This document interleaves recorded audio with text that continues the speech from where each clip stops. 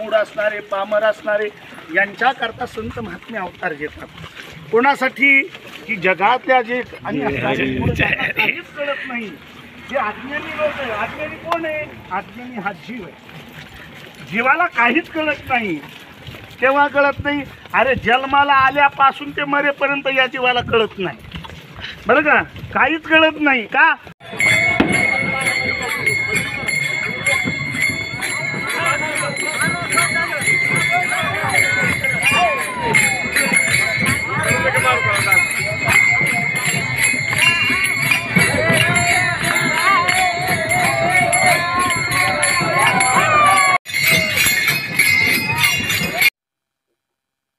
Okay असं द्यायचं.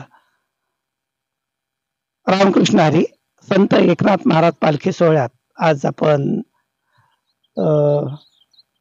पाटोद्यापासून मार्गस्थ होऊन दिघोळ या ठिकाणी मुक्काम झालेला आहे आणि सकाळच्या सुंदर अशा वातावरणात आपण या पवित्र अशा दिघोळ भूमीमध्ये मार्गस्थ होत आहोत.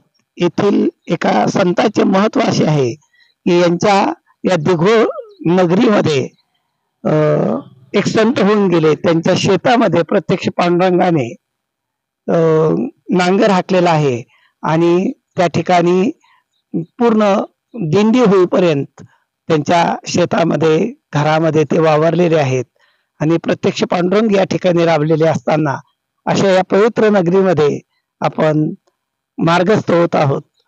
या ठिकाणी मुंबईवरून आलेल्या श्री सौ कुमुद शाहकार यांच्याशी आपण थोडासा वार्तालाप करूया. की वारीबद्दल आपल्याला काय वाटते? जय हरी. यावेळी मी पहिल्यांदाच आले आणि मला खूप छान वाटत आहे आणि अनुभव अतिशय चांगला आहे.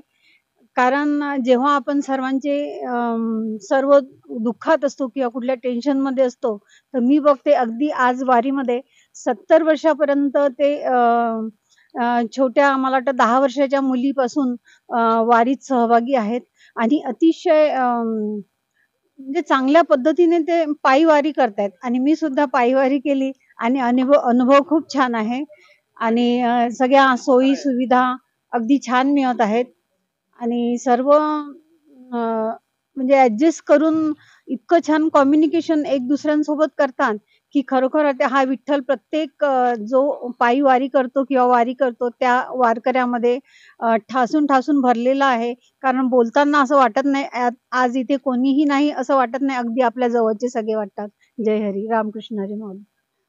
त्याचबरोबर या वातावरणाबद्दल आणि आमची जी मुलांची स्वयंसेवक सेवा आहे त्यांच्याबद्दल आपण काय बोलाल? त्याबद्दल तर बोललं कमीच आहे.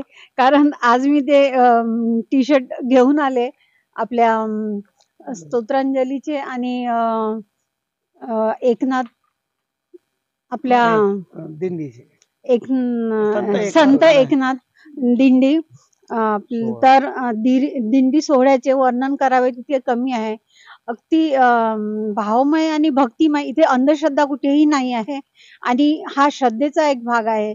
आणि यात आता आपण बघतो एका कुटुंबात सुद्धा किती तक्रारी एक दुसऱ्यांविषयी असतात, परंतु इथे बघता आणि आजचे जे स्वयंसेवक आहे आपले तर अतिशय उत्कृष्ट पद्धतीने जेव्हा रिंगण होतं तेव्हा सुद्धा सर्वांना हाताळलेलं आहे त्यांनी आणि आज खूप छान ज्यांना जीही आवश्यकता आहे त्याची ती कमतरता भरून काढण्याचा काटोकाट प्रयत्न करतायत.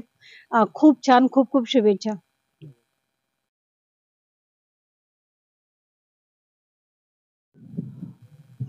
संत एकनाथ महाराज पालखी सोहळा आज दिघोळ ते खर्डा या दरम्यान मार्गक्रमण करत असताना मागील गावाचे थोडक्यात मी महत्व आपल्याला सांगतो की दिघोळ या ठिकाणी गीतेबाबा एक महान सत्पुरुष होऊन गेले, ज्यांच्या घरामध्ये प्रत्यक्ष पांडुरंगाने पाणी वाहिलं किंवा नांगर हाकलेला आहे.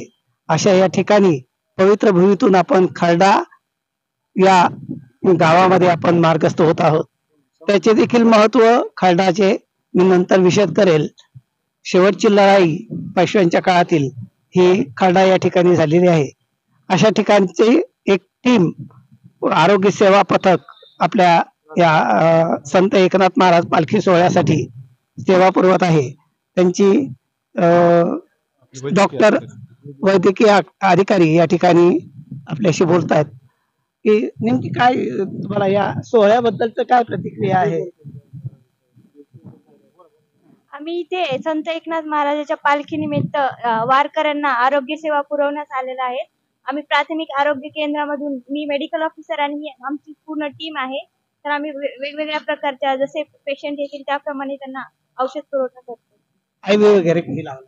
नाही, IV वगैरे नाही लावत, पण सध्या इंजेक्शन IV वाले पेशंट नाही आले, पण टॅबलेट्स वगैरे देतो. ORS खूप सारे पेशंटला सध्या तर खाणं व्यवस्थित नसल्यामुळे वेगवेगळ्या ठिकाणीमुळे डायरियाचा वगैरे प्रॉब्लेम होतो. तर त्यासाठी आम्ही ORS टॅबलेट वगैरे पुरवठा करतो.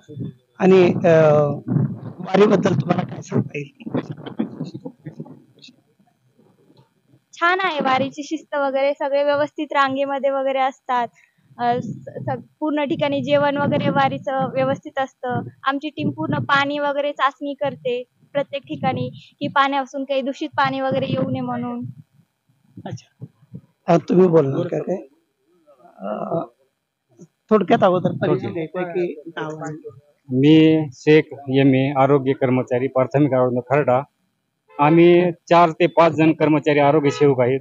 5 तारखेपासून आम्ही दिघोळपासून ते खर्डापर्यंत सर्व जेवढ्या विहिरी आहेत त्याचे सर्व विहिरींचं पाणी शुद्धीकरण केलं. जेवढे टँकर आहेत त्यांची ओटी टेस्ट केली आणि लोकांना वारकऱ्यांना सर्व आरोग्य सेवा पुरवण्यात आल्या. आणि वारकऱ्याबद्दल बोलायचं त्यांची शिस्त व्यवस्थित आहे. त्यांच्याबरोबर टँकर सुद्धा असतात. त्यांची सगळी व्यवस्था चांगली आहे. कट करणं म्हणतात.